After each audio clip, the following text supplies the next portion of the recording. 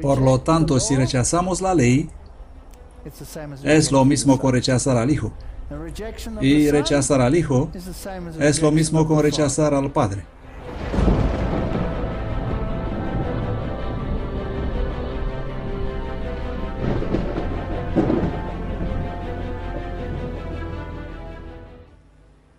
Estamos al borde mismo del conflicto final. Y el mundo necesita ser advertido. Este movimiento no es para formar congregaciones separadas. Este movimiento es para animar a todos. Así que el mundo parece revuelto. Pero ¿quién origina estos eventos? No se trata solo del mundo árabe. Está sucediendo en Europa. Esto va a venir aquí. La gente está harta de todo lo que está pasando en este mundo. Y esta es la brecha que necesita ser reparada en el tiempo que vivimos. Podemos estudiar profecías, podemos saber lo que está sucediendo en el mundo, podemos ver todas estas cosas, pero si no empezamos aquí mismo con Jesús, no vamos a ninguna parte. Reparando la brecha. He titulado esta conferencia Anuncios del Cielo. Quiero hablar de Jesús. Como hemos visto en algunas de las conferencias que precedieron a esta, parece como si el gran hueso disputado en el mundo es Jesús. Y la guerra es por Él. Y bien estamos detrás de Él o estamos detrás del maligno. Y hay tantas mentiras y tantas percepciones erróneas acerca de Jesús que he pensado que sería importante simplemente mirar a Él y a lo que Él representa, anunciando la ley. Éxodo capítulo 19, 16. Y aconteció al tercer día, cuando vino la mañana, que vinieron truenos y relámpagos y espesa nube sobre el monte, y sonido de trompeta muy fuerte. Y todo el pueblo que estaba en el campamento se estremeció. Deuteronomio capítulo 4, 35. A ti te fue mostrado para que supieses que Jehová es el Dios. No hay otro fuera de él. Deuteronomio 4, 36. Desde el cielo te hizo oír su voz para enseñarte. Sobre la tierra te mostró su gran fuego y has oído sus palabras de en medio del fuego. Aquí hay un anuncio del cielo. Dios está proclamando su ley. Es impresionante. La montaña tiembla. Todo está temblando. Y la gente tiene miedo. Y si incluso un animal tocaba el monte, era muerto instantáneamente. Se trata de un impresionante despliegue de la fuerza de Dios. Ahora, hay muy pocas ocasiones en las que Dios del cielo hace un anuncio público y se encarga personalmente en transmitir un mensaje particular. Y seguramente, si Dios omite a los profetas e incluso omite a los ángeles, entonces este anuncio debe ser de suma importancia.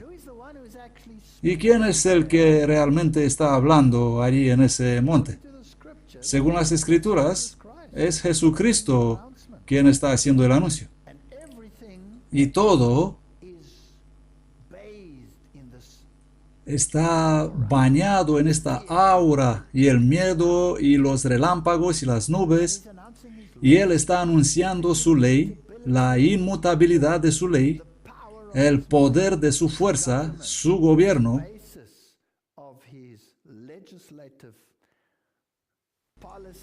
su base de sus políticas legislativas en el cielo, la esencia misma de su reino.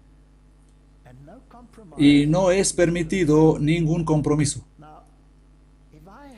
Ahora, si tuviera que vivir solamente con este anuncio del cielo, podría estar inclinado a temer a este Dios.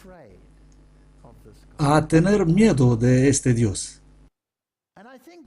Y creo que Dios lo hizo para mostrar que Él tiene autoridad y que Él tiene la capacidad de ejercer esta autoridad y que Él tiene la capacidad de destruir cualquier cosa o cualquier persona que entra en conflicto con esta autoridad. Y creo que mucha gente solo tiene esta imagen de Dios. Y eso sería triste si solo tuvieran esta imagen. Pero también es necesario para Dios mostrar que Él tiene el poder, que Él tiene la autoridad para que pueda ejecutar el juicio. Y así cuando Él anunció su ley, todos tuvieron que tomar nota y estar en orden. Deuteronomio 5:22 dice, estas palabras habló Jehová, Dios hizo el anuncio, a toda vuestra congregación en el monte, de en medio del fuego, de la nube y de la oscuridad, a gran voz, y no añadió más. Y las escribió en 2 tablas de piedra, las cuales me dio a mí. Esta es la imagen de la majestad y el poder de Dios.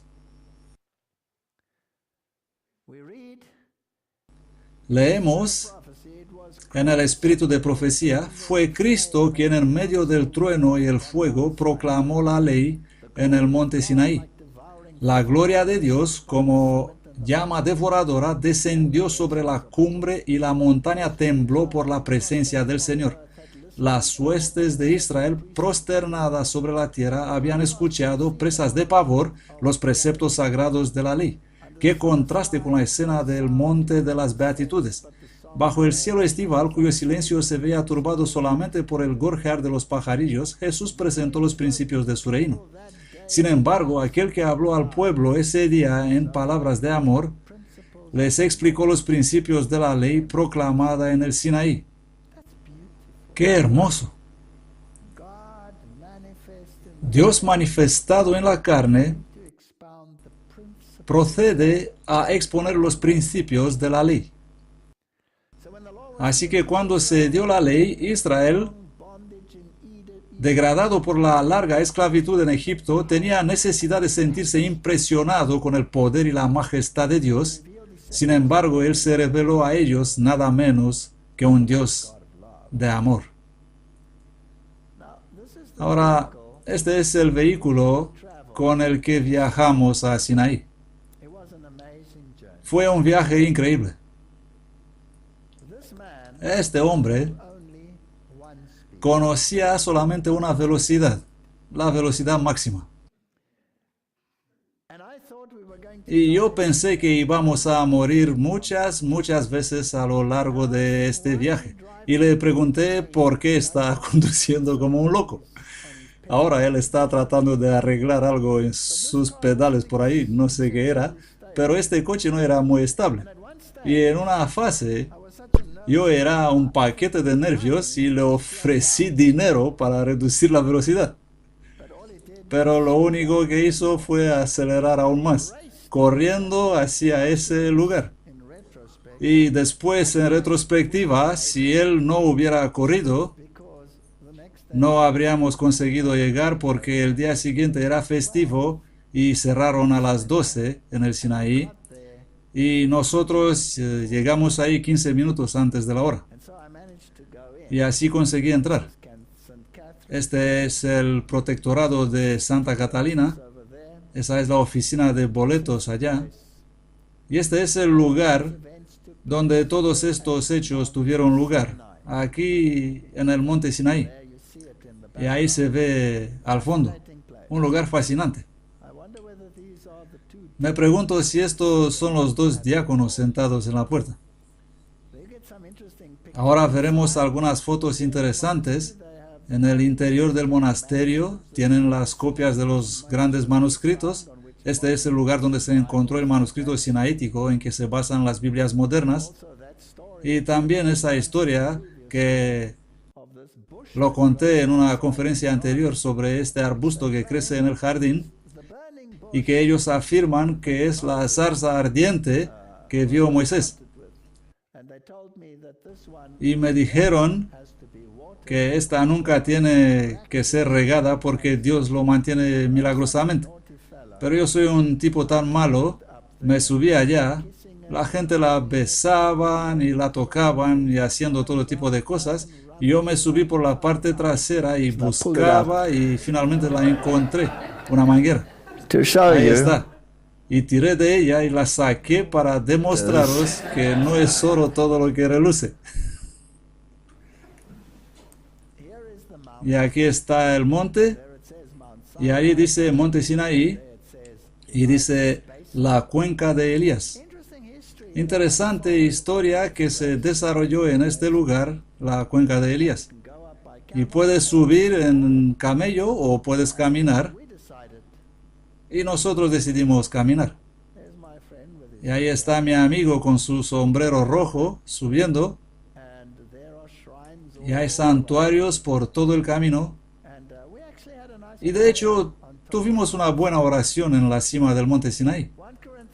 1 Corintios 10:4, y todos bebieron la misma bebida espiritual, porque bebían de la roca espiritual que los seguía, y la roca era Cristo.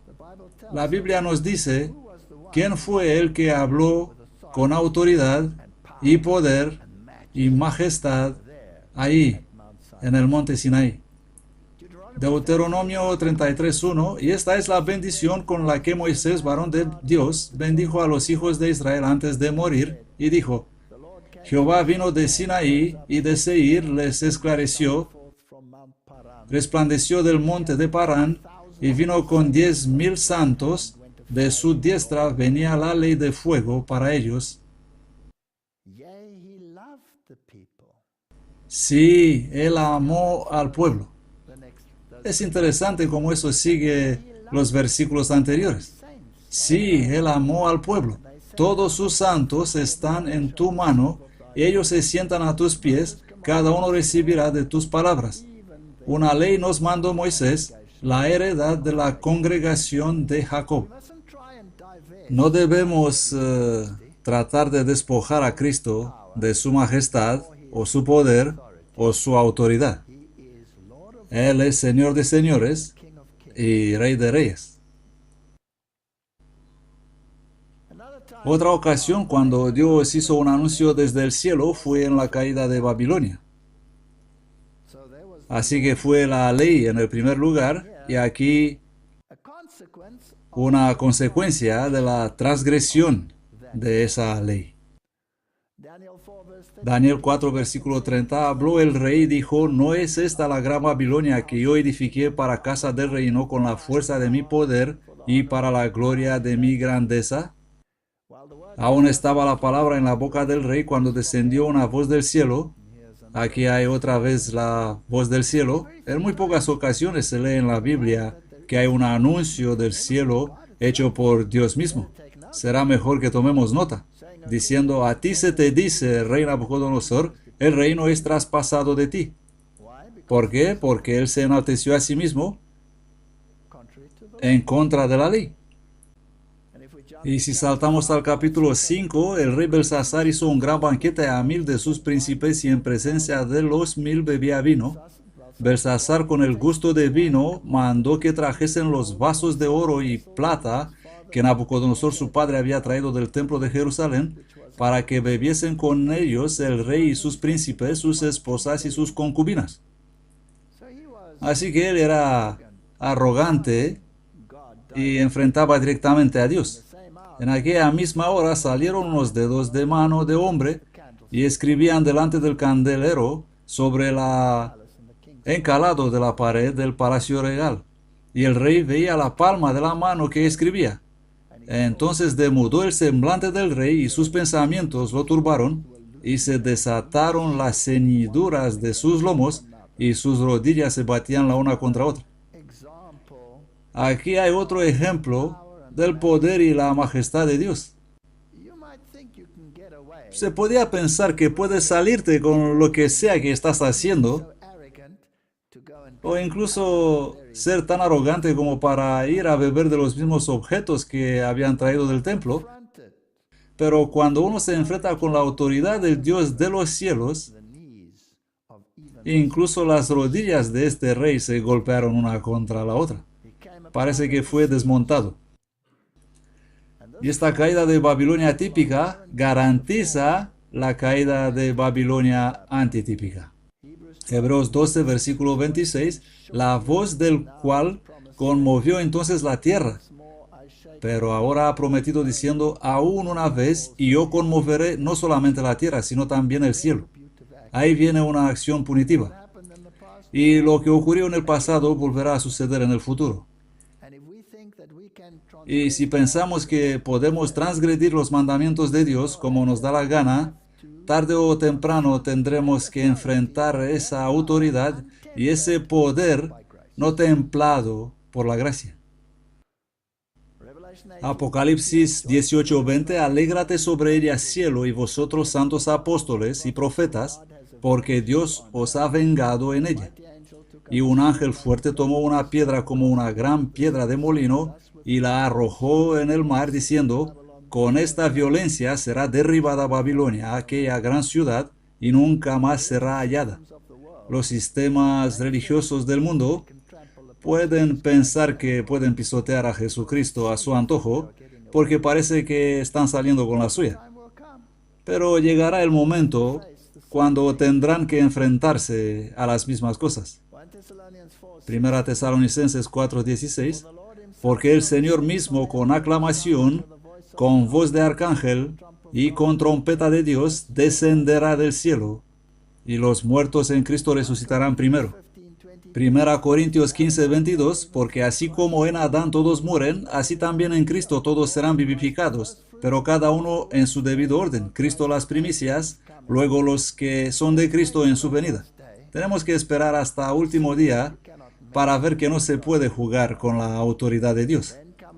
Y luego vendrá el fin, cuando haya entregado el reino al Dios y Padre, cuando haya abatido todo dominio y toda autoridad y poder, porque es menester que Él reine hasta que haya puesto a todos sus enemigos debajo de sus pies.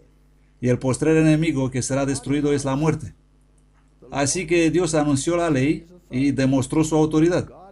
Dios anunció públicamente cuál es la consecuencia de la transgresión en el tipo. Y en el antitipo, Él va a hacer exactamente lo mismo. Y creo que el tiempo está muy cerca. Ahora hay otra ocasión, o un número de veces, cuando Dios hizo un anuncio público. Lucas capítulo 1, 26. Y al sexto mes el ángel Gabriel fue enviado de Dios a una ciudad de Galilea llamada Nazaret, a una virgen desposada con un varón que se llamaba José, de la casa de David, y el nombre de la virgen era María. Aquí Dios no está hablando él mismo. Él está enviando a un ángel. Y entrando el ángel a donde ella estaba, dijo, salve muy favorecida, el Señor está contigo, bendita tú entre las mujeres. Y cuando ella le vio, se turbó por sus palabras y pensaba, ¿qué salutación sería esta? Entonces el ángel le dijo, María, no temas, porque has hallado gracia delante de Dios. Pienso en lo horrorizada que estará ella un día cuando se enterará de lo que la gente ha hecho con ella. Y aquí concebirás en tu vientre y darás a luz un hijo y llamarás su nombre Jesús. Este será grande y será llamado Hijo del Altísimo, y el Señor Dios le dará el trono de David su padre, y reinará sobre la casa de Jacob por siempre, y de su reino no habrá fin. No se puede hacer a Jesús más inferior de lo que es en la Biblia. Y dará a luz un hijo y llamará su nombre Jesús, porque él salvará a su pueblo de sus pecados. Y Wesley dice que este nombre es el mismo que Josué y significa salvación y que significa la salvación de todo su pueblo. Y luego él envió a algunos otros ángeles y supongo que estaba buscando a alguien que quisiera escuchar. Y pasó por alto a todos esos teólogos y a todos esos fariseos y anunció el nacimiento a los pastores. Lucas capítulo 2, versículo 8. Y había pastores en la misma región que velaban y guardaban las vigilias de la noche sobre su rebaño, y aquí el ángel del Señor vino sobre ellos, y la gloria del Señor los cercó de resplandor, y tuvieron gran temor. Mas el ángel les dijo: no temáis, porque aquí os doy nuevas de gran gozo, que será para todo el pueblo, que os ha nacido hoy en la ciudad de David un Salvador, que es Cristo el Señor. Y esto os será por señal: hallaréis al niño envuelto en pañales, acostado en un pesebre. Y repentinamente fue con el ángel una multitud de los ejércitos celestiales que alababan a Dios y decían: bueno, gloria a Dios. Hoy el Salvador ha nacido, y allá está en pañales. Esta es la cueva donde, según la tradición, los pastores solían pasar el rato por las tardes. Gloria a Dios en las alturas, y en la tierra paz, buena voluntad para con los hombres. Y aconteció que cuando los ángeles se fueron de ellos al cielo, los pastores se dijeron unos a otros: pasemos pues hasta Belén y veamos esto que ha sucedido, que el Señor nos ha manifestado. Y vinieron a prisa y hallaron a María y a José y al niño acostado en el pesebre. Y al verlo hicieron notorio lo que les había sido dicho acerca del niño. Dios pasó por alto todas estas personas importantísimas y Él usa a unos pastores. Esto nos dice algo sobre el estado de la humanidad. Me pregunto si Él hará lo mismo hoy. Filipenses 2, versículo 7 dice: sino que se hizo a sí mismo sin reputación, tomando forma de siervo, hecho semejante a los hombres. Este es un pensamiento fenomenal. Este Dios del universo, este mismo Dios quien anunció su ley, que incluso un animal que tocaba el monte debería morir al instante, que hizo a la gente tumbarse boca abajo temblando, que hizo las rodillas del rey de Babilonia tambalearse, este mismo Dios se hace a sí mismo sin reputación, toma la forma de un sirviente y se convierte en un ser humano común. Ahora aquí está el próximo gran anuncio, primero por un profeta y luego por Dios mismo. Juan 1:32, y Juan dio testimonio diciendo: vi al Espíritu descender del cielo como paloma y permanecer sobre él. Y yo no le conocía, pero el que me envió a bautizar en agua, este me dijo: sobre quien veas descender el Espíritu y que permanece sobre él, este es el que bautiza con el Espíritu Santo. Y yo le vi y he dado testimonio de que este es el Hijo de Dios. Os digo, este es el Hijo de Dios. El siguiente día otra vez estaba Juan y 2 de sus discípulos, y mirando a Jesús que andaba por ahí, dijo: he aquí el Cordero de Dios. Ahora, ¿no es interesante que ningún otro profeta había tenido este privilegio? Todos habían profetizado acerca de Jesús, todos habían profetizado acerca de las cosas maravillosas del futuro. Ni Isaías ni Jeremías. Ellos pudieron señalar al futuro, pero Juan pudo apuntar a la persona. Ahí está, este es él. Y declarar con su boca que este era el Cordero de Dios. Así que si caminamos con él y vivimos en él, entonces nosotros también podemos testificar de primera mano que él es el Cordero de Dios, que ha quitado nuestros pecados y por su llaga fuimos nosotros curados. Como cristianos, si no comprendemos la centralidad de Cristo, si no comprendemos que Él es el legislador, que es el Dios de autoridad, que es la majestad del cielo, y al mismo tiempo que este es el hombre que se inclinó y se rebajó a nuestro nivel, nunca seremos capaces de representarle. En el bautismo de Jesús, las palabras de Juan fueron confirmadas y se oyó una voz del cielo. Aquí hay otro anuncio público del mismo Dios. Ahora, quiero que piensen en eso. Debe ser algo muy importante si Dios mismo protagoniza la escena.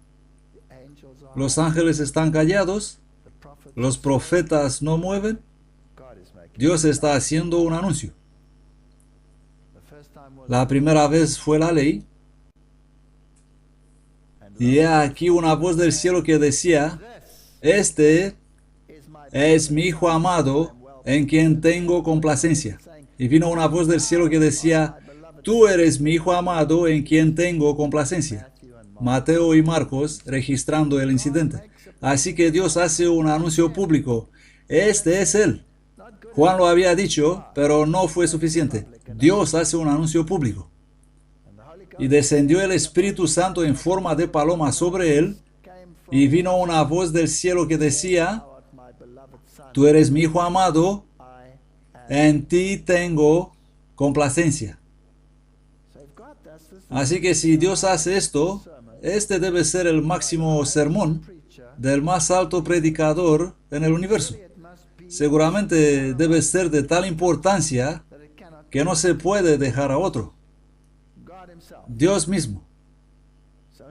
Así que ningún sermón puede ser mayor y es la suma de todos los sermones. Negar este sermón es no tener en cuenta la más elevada de todas las autoridades. El Espíritu Santo está presente, Él se cierne, pero no hace siquiera anuncio. Él está presente en la deidad, pero el Padre mismo debe hacer este anuncio, y durante el sermón, Él confirma las palabras dichas descendiendo como paloma sobre Jesús. Los ángeles permanecen en silencio y asombrados al presenciar la escena. Ahora, ¿quién es este Padre que hace el anuncio? Juan 8:19. Entonces le dijeron, ¿dónde está tu Padre? Respondió Jesús, ni a mí me conocéis, ni a mi Padre. Si a mí me conocieseis, también a mi Padre conocierais. Juan 14:8, Felipe le dijo, Señor, muéstranos al Padre y nos basta. Jesús le dijo, ¿tanto tiempo hace que estoy con vosotros y aún no me has conocido, Felipe? El que me ha visto a mí, ha visto al Padre. ¿Cómo pues dices tú, muéstranos al Padre? Entonces, ¿cuál fue el propósito de la venida de Jesús a esta tierra? Para mostrar cómo es Dios realmente. Y si le has visto y fuiste testigo de lo que Él hizo, viste al Padre. Esta era una representación de Dios. Esto es Él. Mírenlo. Ese es el Hijo. Así que no puedo ver ni entender al Padre sino a través de Jesús. Si quiero saber cómo es Dios, tengo que mirar a Jesús. Cualquier religión que niega al Hijo tiene que negar al Padre también. Todo lo que es, aparte de Jesús, no importa cuán alto o amplio o noble o elocuente es, aparta del Padre, porque el Padre ha dicho que Él quiere ser visto y adorado a través del Hijo. Eso es bíblico. Y es por eso que Él hace un anuncio público y dice, este es Él, este es mi Hijo. Así que al rechazarle, le rechazas a riesgo de tu alma. Esto es aterrador. Hay religiones enteras por ahí que le rechazan. Él no va a obligar a nadie. Y si debe alejarse con tristeza, entonces las consecuencias son nefastas. Cuando los fariseos le rechazaron, Él les dijo, porque nadie puede poner otro fundamento que el que está puesto, el cual es Cristo Jesús. Una casa no se construye desde el techo hacia abajo. Una casa tiene que construirse desde abajo hacia arriba. Si ignoramos la fundación, bien podremos pasar por alto la casa. Así que debemos reconocer al Hijo. Vamos a mirar esto. Y viniendo Jesús a la región de Cesarea de Filipo, preguntó a sus discípulos diciendo, ¿quién dicen los hombres que es el Hijo del Hombre? Y ellos dijeron, unos Juan el Bautista, otros Elías, otro Jeremías o alguno de los profetas. Él les dice, ¿y vosotros quién decís que soy yo? Y respondiendo Simón Pedro dijo, tú eres el Cristo, el Hijo del Dios viviente. Y respondiendo Jesús le dijo, bienaventurado eres Simón, hijo de Jonás, porque no te lo reveló carne ni sangre, sino mi Padre que está en el cielo. Y yo también te digo que tú eres Pedro, y sobre esta roca edificaré mi iglesia, y las puertas del infierno no prevalecerán contra ella. Pedro no es la roca. Esta declaración, tú eres el Cristo, el Hijo del Dios viviente, este es el fundamento de la iglesia. Este fue el anuncio público del mismo Dios. Este es mi Hijo amado, en quien tengo complacencia. Y tú eres la piedra, pero en esta roca, esta declaración, edificaré mi iglesia y te daré las llaves del reino de los cielos, y todo lo que atares en la tierra será atado en los cielos, y lo que desates en la tierra será desatado en los cielos. Ya saben que como iglesia debemos construir individual y colectivamente sobre esta base, y no hay otro fundamento sobre el cual se puede construir. O tienes a Cristo o no. Es una simple declaración de hecho. Nosotros no podemos mantener la iglesia. ¿Por qué? Porque estamos aquí solo por un poco de tiempo y luego morimos. Pero la iglesia está aquí desde más de 2000 años. Es solo el Eterno que puede mantenerla porque Él vive. Cuando morimos, el diablo seguirá con su rabia contra la iglesia de Dios, pero no prevalecerá. La promesa es para él un obstáculo insuperable. Dios se hará cargo de su iglesia. Jesús va a mantener a su iglesia y solo en Él podemos encontrar refugio. Nuestra misión es proclamar esto el tiempo que tenemos labios para hablar. Después, mi trabajo ha terminado. Solo puedo contribuir, no puedo mantenerla. Al morirme, alguien más debe levantarse. Así construimos sobre la roca, no sea que la tormenta y la tempestad barren la estructura. Individualmente debemos abrazar la fe en Él, porque aquí reside la clave de la vida eterna. Es un privilegio conocerle y abrazar la promesa que convierte a los mortales en inmortales. Pero el hecho de que la iglesia todavía está aquí es un milagro. Si piensan en la cantidad de sangre que ha sido derramada en este planeta con respecto a Jesucristo, cómo fueron borrados los reformadores en sus millones, porque predicaban a Jesucristo y a Él solo. Si piensan cómo el cristianismo reinaba en la totalidad de las áreas donde el Islam reina hoy, y cuántos millones y millones deben haber sido sacrificados y murieron allí, pero la iglesia sigue ahí y todavía siguen siendo un testigo. ¿Quién la mantuvo en medio de este asalto? Y aquí es otro anuncio, la transfiguración. Mientras él aún hablaba, una nube resplandeciente los cubrió, Mateo 17:5, y aquí una voz desde la nube que decía, este es mi Hijo amado, en quien tengo contentamiento, a él oíd. Tenemos algo adicional. En el bautismo él dijo, aquí está mi Hijo amado, en quien tengo complacencia. Aquí se repite, pero se añade algo, a él oíd. Dios se encarga de predicar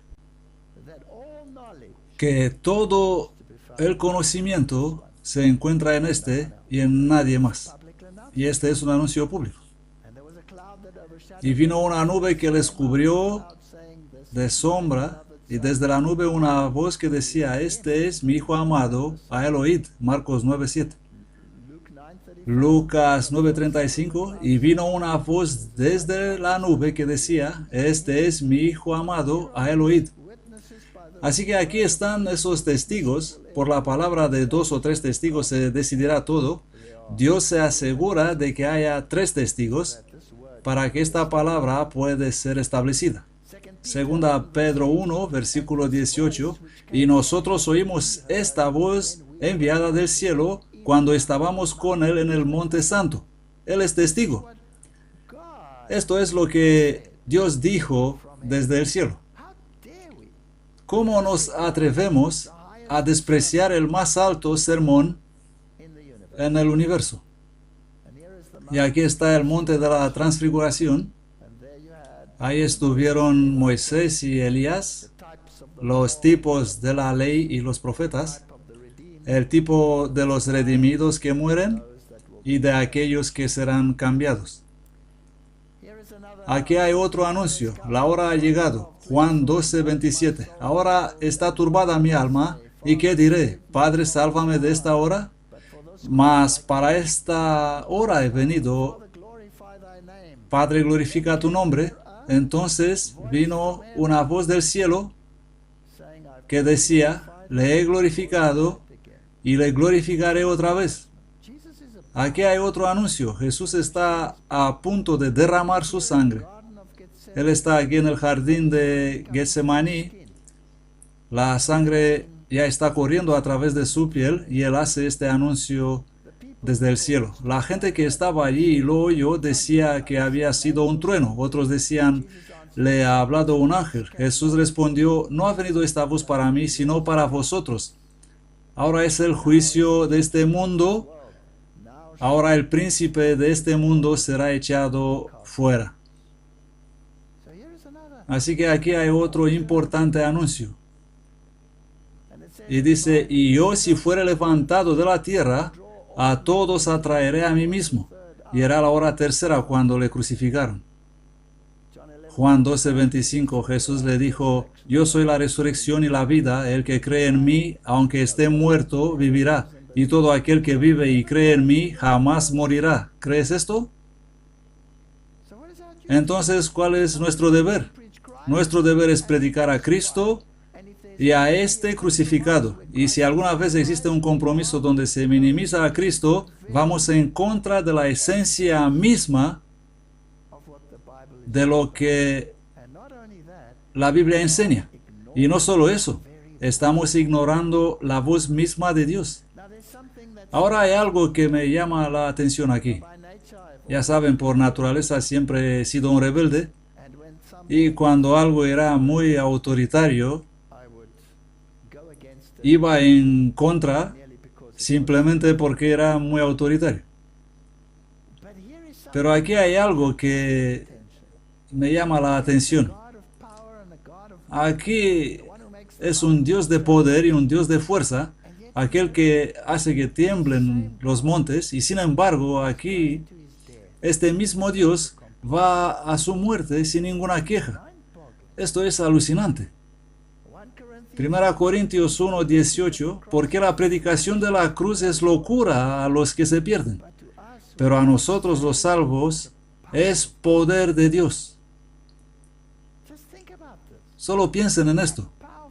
Este poderoso Dios del universo viene abajo a esta tierra y en su bondad Él sana a los enfermos y resucita a los muertos. Él está ante una autoridad terrenal que no es nada ante Él, porque la autoridad de las rodillas de Babilonia tiembla cuando se enfrenta a su autoridad, pero Él no utiliza su autoridad. Y como cordero, Él va al matadero. ¿Te imaginas con qué clase de Dios estamos tratando aquí? Ahora, si le darías autoridad absoluta a un Hitler o a un Stalin, ¿qué tendrías? Tendrías un gobierno de miedo, ¿no? Tendrías un gobierno del miedo. Pero si darías la autoridad absoluta a este Dios, ¿podrías confiar en Él con esa autoridad? ¿Usaría Él esa autoridad contra ti solo porque la tendrá? ¿Acaso la utilizó cuando fue presentado delante del Pilato? Podría haberlo hecho. Él podría haberla usado. Él podría haberla usado, pero no lo hizo. Este es el único al que me atrevo a confiar con esta clase de autoridad. Martín Lutero comenta que es en la cruz donde reside el poder. Y luego hace una declaración sorprendente y al principio pensé, Martín Lutero, ¿estás tú completamente normal? Él advierte que los pensamientos acerca de la majestad de Cristo son peligrosos, porque un espíritu maligno también puede camuflarse en majestad. Sin embargo, él no puede ponerse en forma de cruz, porque en esta forma fue vencido y arrojado al suelo, y por lo tanto la odia con todo el afán de venganza. Podemos confiar en la palabra de Dios de manera implícita debido a la cruz y apropiarnos de ella personalmente como si hubiera sido escrita únicamente para nosotros individualmente. En la cruz se exponen todas las mentiras del diablo.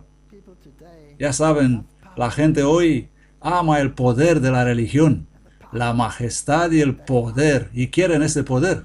¿Pero quieren ellos la cruz? La cruz no es tan popular como el poder, ¿no? Pero aquí es un Dios que demostró su poder en la cruz.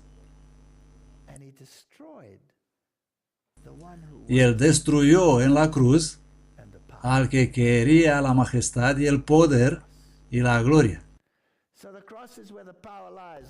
Así que en la cruz es donde reside el poder.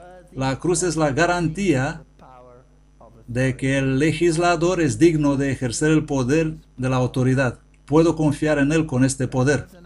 Cuando yo era ateo, le odiaba por lo que percibía acerca de su carácter y acerca de cómo ejercía su autoridad con tortura. Pero la cruz destruye esa imagen. La cruz niega esa imagen. La cruz pone las cosas en claro. Este es el Dios en quien puedo confiar. Este es el Dios que yo quiero servir. Este es el Dios que puedo amar sin coacción. Así que un día, cuando dirá toda rodilla se doble, espero que por la gracia de Dios mi rodilla también se doble, no porque tenga que hacerlo, sino porque así quiero. Por otro lado, la cruz no es la garantía de una salvación asegurada. Aquí está la otra cara de la moneda. Hay condiciones que deben cumplirse. La salvación incondicional significaría la perpetuación del pecado. Si vamos a ser salvados de nuestros pecados, eso impone una transformación del carácter, un regreso a la armonía con los preceptos de Dios. Dios anunció su ley con gran poder, pero entonces Él mostró la naturaleza del legislador para que yo pudiera confiar en Él con este poder. Pero eso no significa que Él no será capaz de ejercer ese poder. Es en la cruz, sin embargo, que el poder del amor de Dios está centrado, donde encuentro el perdón y soy testigo de su compasión. Es la cruz que nos hace proclamar: tú eres digno, oh Señor, recibir la gloria y la honra y el poder, porque tú creaste todas las cosas y por tu voluntad existen y fueron creadas. Decir en alta voz: digno es el Cordero que fue inmolado, recibir el poder, las riquezas, la sabiduría, la fortaleza, la honra, la gloria y la alabanza. Esto es algo que sale de forma natural de los que entienden el carácter de Dios. Y es solo en Cristo que puedes comprender su carácter. ¿Cómo puedes saber, si lees los escritos de las grandes religiones del mundo, que el Dios que servimos es así? ¿Cómo lo sabes si no eres testigo de esto? Los ángeles se asombran ante la indiferencia y la frialdad manifestada por aquellos para los que se ha prestado una gran salvación. Se trata de los escritos del Espíritu de Profecía. Ellos miran con tristeza y santa indignación a aquellos que no buscan apreciar el indescriptible don de Dios. En lugar de ofrecer la adoración a Dios, los hombres finitos se creen capaces, sin unción divina, de determinar lo que es digno de alabanza o culpa en sus semejantes. Pero ser glorificado por el hombre no es gloria. Debemos aprender a valorar la alabanza de los hombres a lo que vale.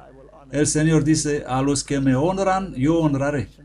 Que cada aliento de alabanza, cada palabra de exaltación fluya a Él que es digno, fluya a Jesús, el príncipe de la vida, el Cordero de Dios que quita los pecados del mundo. Elevad la cruz de Cristo, elevad al mediador, exaltad a Jesús, en Él es todo lo noble. Contemplad a Dios en Cristo. Dios está rodeado de ángeles. Querubines y serafines le contemplan continuamente. Día y noche voces angelicales claman delante de él. Santo, santo, santo es el Señor Dios Todopoderoso, el que era y es y ha de venir. Tú eres digno, oh Señor, recibir la gloria y la honra y el poder, porque tú creaste todas las cosas y por tu voluntad existen y fueron creadas. Estoy tan contento que sirvo a un Dios que se rebajó a sí mismo a mi nivel para demostrar así su carácter. Digno es el Cordero que fue inmolado, recibir el poder, las riquezas, la sabiduría, la fortaleza, la honra, la gloria y la alabanza. Grandes y maravillosas son tus obras, Señor Dios Todopoderoso. Justos y verdaderos son tus caminos, Rey de los santos. ¿Quién no te temerá, oh Señor, y glorificará tu nombre? Pues solo tú eres santo, porque todas las naciones vendrán y adorarán delante de ti. Pero aunque solo Dios es santo y digno de ser alabado, las lenguas humanas se pervierten para alabar y glorificar al hombre en lugar de Dios. Si tan solo comprenderíamos la plenitud del Evangelio, entonces podríamos comprender con todos los santos cuál es la anchura y la longitud y la profundidad y la altura, y de conocer el amor de Cristo que excede a todo conocimiento, para que seáis llenos de toda la plenitud de Dios. Porque así dice Jehová de los ejércitos: después de la gloria, Él me ha enviado a las naciones que os despojaron, porque el que os toca, toca a la niña de su ojo. ¿No es esta una gran promesa? Este Dios, este poderoso Dios se hizo hombre, murió en mi lugar, y dice: si alguien te toca, toca a la niña de mis ojos. Y creo que necesitamos ese toque divino. Necesitamos encontrar de nuevo todo lo que significa Dios para que le podamos defender. Mateo 9, versículo 2. Y aquí le trajeron a un paralítico echado en una cama, y viendo Jesús la fe de ellos, dijo al paralítico: hijo, ten ánimo, tus pecados te son perdonados. Este es un tipo de lo que, como soy yo, soy un paralítico. Estoy harto de mi naturaleza pecaminosa.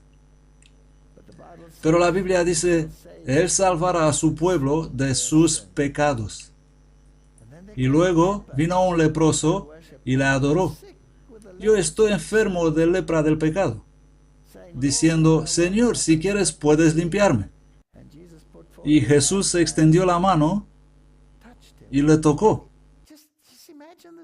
Imagínese esta escena. Si fueras leproso, tendrías que gritar desde lejos: ¡inmundo! ¡Inmundo!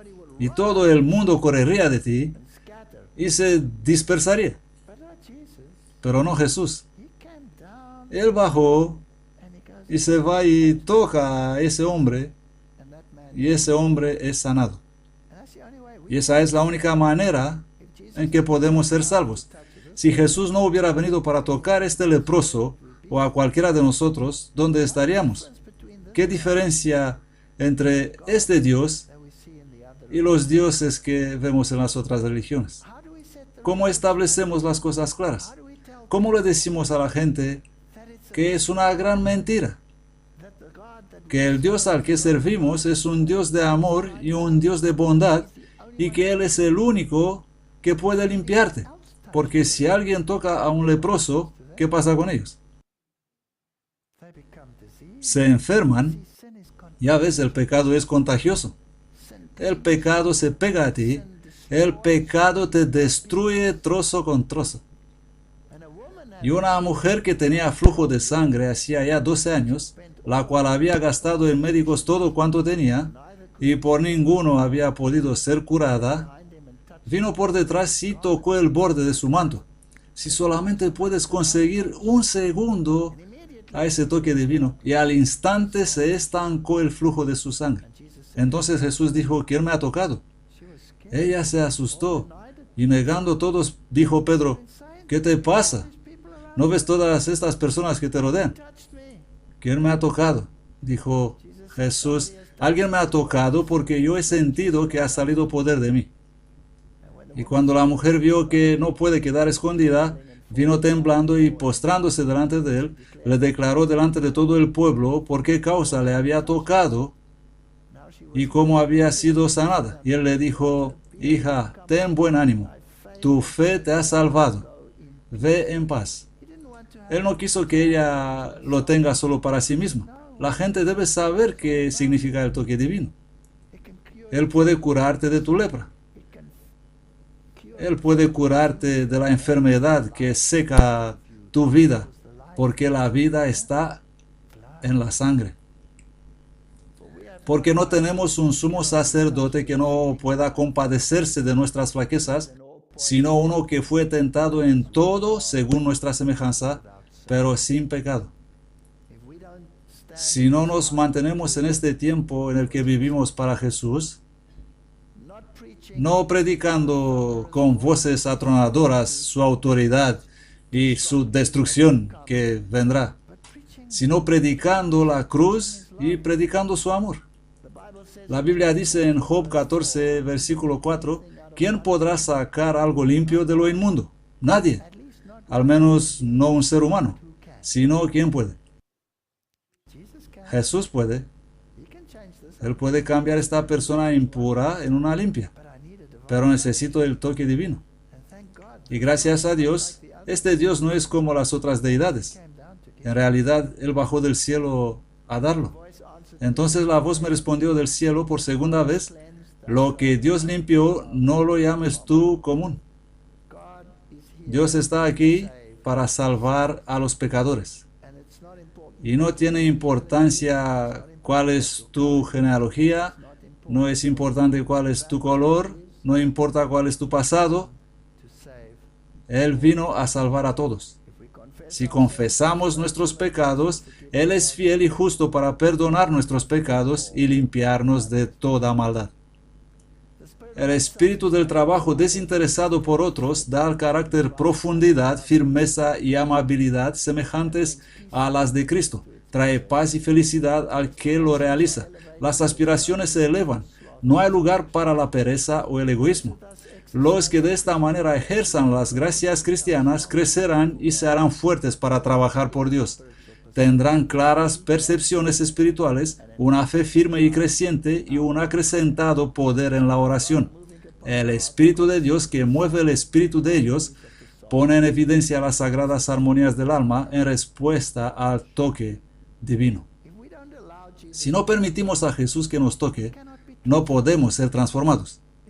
Si no permitimos que sus palabras nos animen, no podemos cambiar de lo que somos en lo que podemos llegar a ser. Los que así se consagran a un esfuerzo desinteresado por el bien de otros, están seguramente trabajando por su propia salvación. La única manera de crecer en la gracia es participar en la medida de nuestras capacidades para ayudar y bendecir a los que necesitan la ayuda que podamos darles. Y la mejor ayuda que podemos darles es ponerlos en contacto con el toque divino.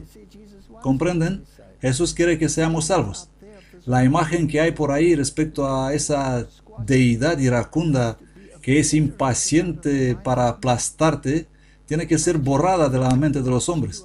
Imagínense si ustedes podrían predicar a un musulmán el amor de Dios.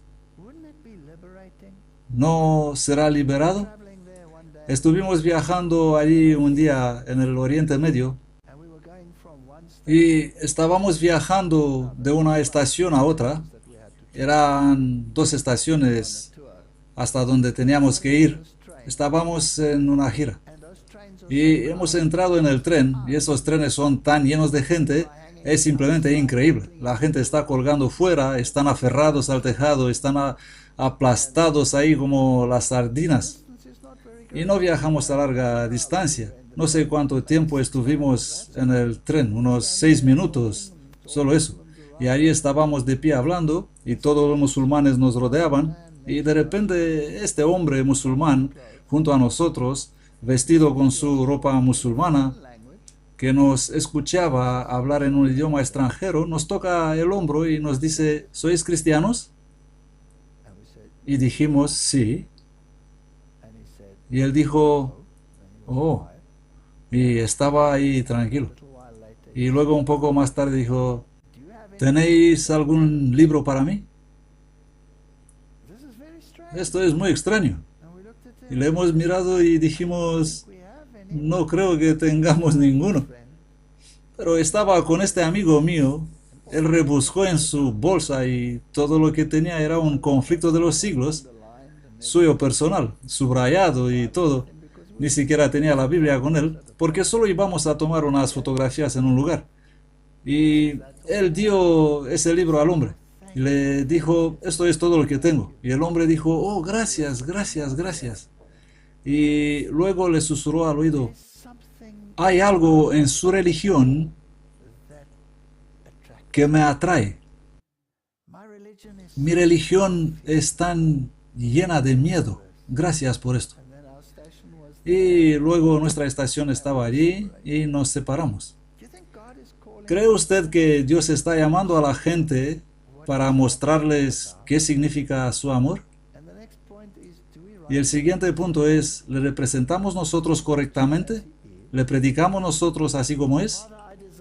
Padre, aquellos que me has dado, quiero que donde yo estoy, también ellos estén conmigo, para que vean mi gloria que me has dado, porque me has amado desde antes de la fundación del mundo. Este poderoso Dios, que bajó hasta aquí para demostrar su carácter, quiere que yo y tú estemos en el cielo con Él, para presenciar esta gloria celestial. Ahora pues ninguna condenación hay para los que están en Cristo Jesús, los que no andan conforme a la carne, sino conforme al Espíritu. ¡Qué excelente promesa! Ninguna condenación. Este no es un Dios severo. Este es un Dios en quien se puede confiar.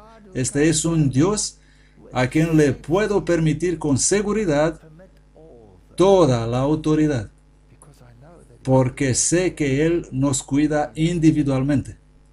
Vamos a representarle correctamente en el nombre de Jesús. Amén.